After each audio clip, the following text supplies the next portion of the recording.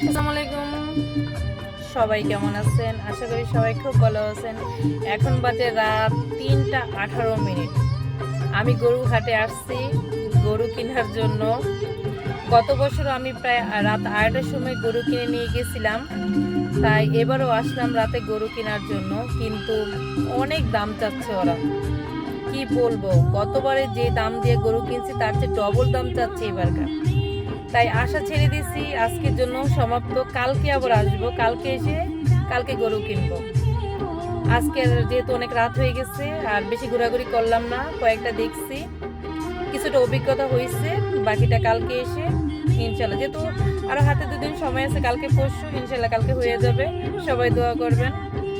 আর ঈদের সময় তো ঘোরাঘুরি করতে খুবই ভালো লাগে। এখন বাজে 3:30 কাছাকাছি। এখন কাচ্চি খাবো, কাচ্চি খাওয়া দাওয়া করে তারপর বাসায় চলে যাব।